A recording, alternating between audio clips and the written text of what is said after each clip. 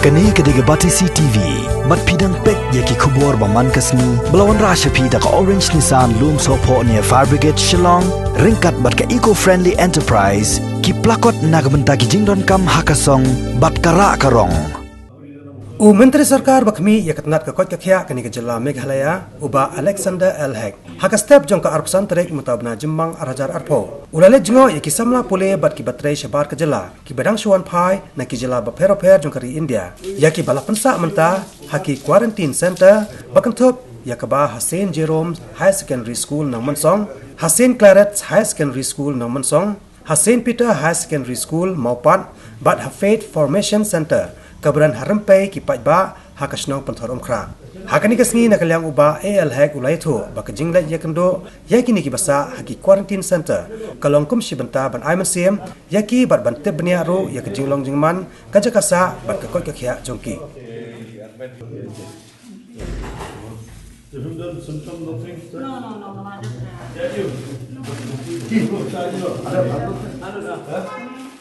Dua yang ini ki bon fai na jabat jong state Meghalaya ka jongi ni ni kedua iwe PGB ni basa St Jerome School nomor song di basa St Claret School nomor song di basa apo St Peter School Mopat di basa apo Presbyterian School jong Mopat patang ni apo ka rempe ki paiba St Jerome nang ta de ki abangi kedua begitu ki buru-buru ngilet banyak keli Bakumno kidon nem ki jingpang jing stom no ka symptom ka ba kidon ki bon pha ne keleng saudong ti ka bangi kendo ki biang lu ki kena baro kidon kirang ba ro dan kilong kemiru ki biang lu baro na dong sedong ti ka bam ru ka biang ka poi ki ti dan tak diat hapo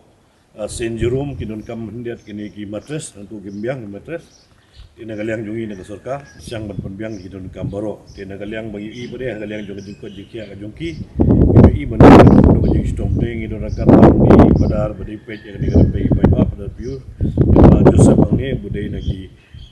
de darbar snong nang ni de ba prang ba da seng samla idon bu ang ni perlok mengina ka MSSO ka meba ai security service organization ini ru kiwan ai kini ki mask sanitizer kalian jong ka MSSO baro dengan MSSO group ni tingi tu tingi volunteer juga yang ni baro ba debit dong ba mic nanta dulu so bagi baru kita di volunteer kita isi buat pani kita ini di state gedungi tinggi long ibadan bok polat hado menta kilong idon hakamet ke bah saya jawab lain